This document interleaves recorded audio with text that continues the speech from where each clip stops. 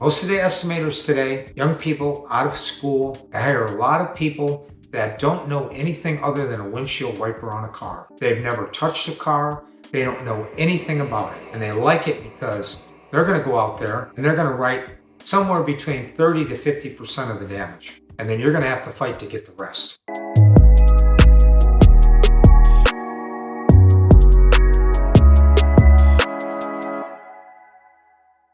The next thing that they've done, well, two things they did. One they did is they started putting INC next to an operation. Well, that's abbreviation for included. I've had estimates with, say, 25 lines on them. 17 of them were included. I went to my boss and I said, hey, I'm doing 17 things out of 25 and I'm not getting paid for any of them. In my opinion, anything you touch in this world, in a job situation like this, you should be paid for.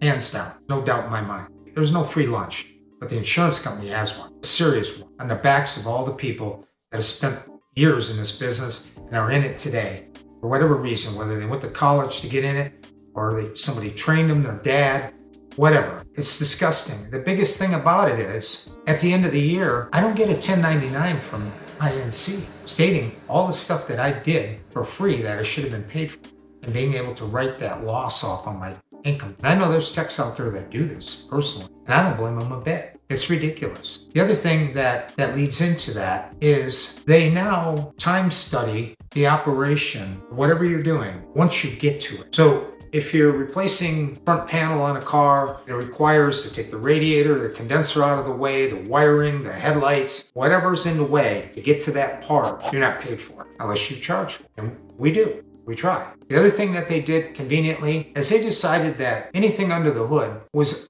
up to them to decide if it should be mechanical. You take your car to a mechanical garage and they open your hood, I guarantee you everything under that hood, there and a dealership, is considered mechanical. If they touch the radiator cap, it's mechanical. You can get paid mechanical for the product for the AC condenser, which is mounted to the radiator. You might have to take the radiator out to take the condenser out. You only get paid body labor on the radiator, not on the condenser. Condenser pays mechanical. There's times you can take a hose off and get paid mechanical. Other times you can take all kinds of electrical devices, brakes, brake boosters, brake lines, you name it, from underneath the hood of a car, and they'll tell you it's body labor. Or they'll tell you it's included in the operation, and it's not. So now we have these lists underneath each operation, included, not included. For a shop that maybe doesn't know this, which I'd like to think all of them do, they're not going to go in there every time. The estimator's not going to go in there every time and detail down that list. They should, but to see if there's anything that the insurance company missed along the way, which I guarantee you, they will miss everything if they can. Most of the estimators today, young people out of school, they hire a lot of people that don't know anything other than a windshield wiper on a car. They've never touched a car.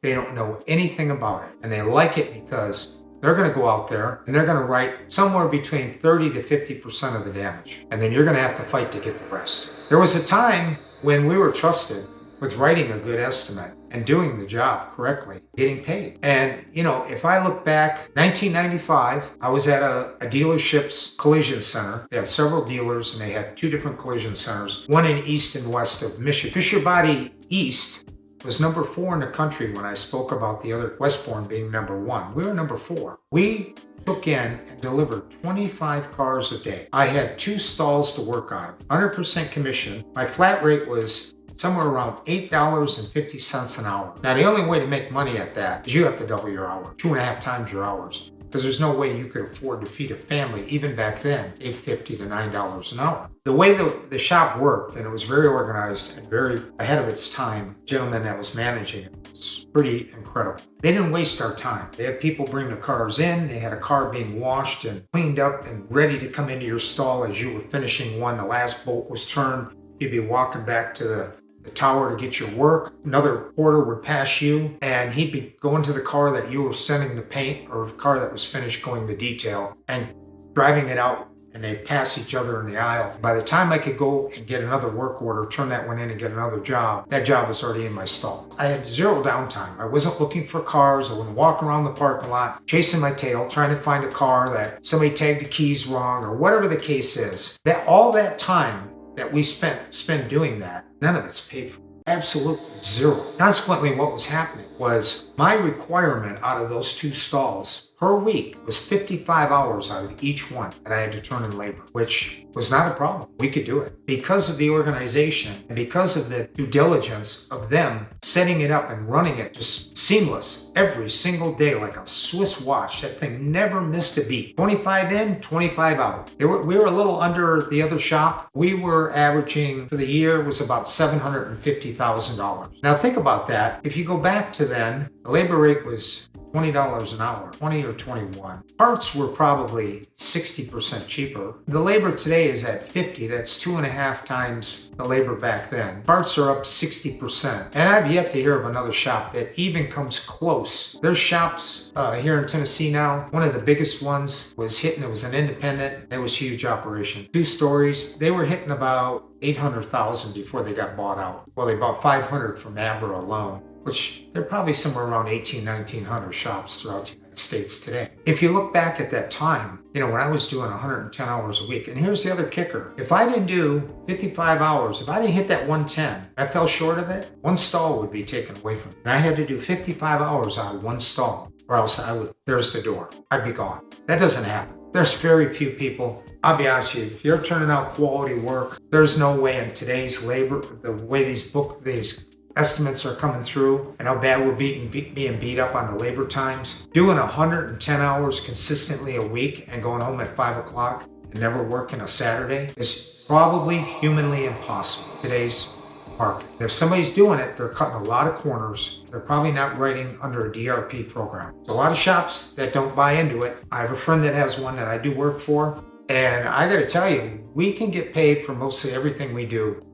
Not nearly, obviously the hourly rate we can't control, but we can obviously control all the operations that they don't want to pay for. When you look at a lot of the stuff we do, like test fitting parts, if you've got aftermarket parts or a used part, or even if it's a new part and the car's been hit, you should definitely get paid to test fit that part. And we do, much as we can. Another thing is disconnecting the battery. Get paid for that. Taking the tires off, put the fender liners back in. Paid for that. Test driving the car after it's done. You should get paid for that. That's a reach. Priming and blocking the work. When we had bad hailstorms in Colorado, we got paid an hour per panel to prime and block them. Whether painter got it or we got it, we split it, whatever it was, should have went to the painter because he was spending the time priming and blocking it. That's another thing that the insurance company doesn't pay. In refinish time, it does not include feather edging, priming, blocking, getting it ready to refinish. Refinish time is just to put the paint on the car.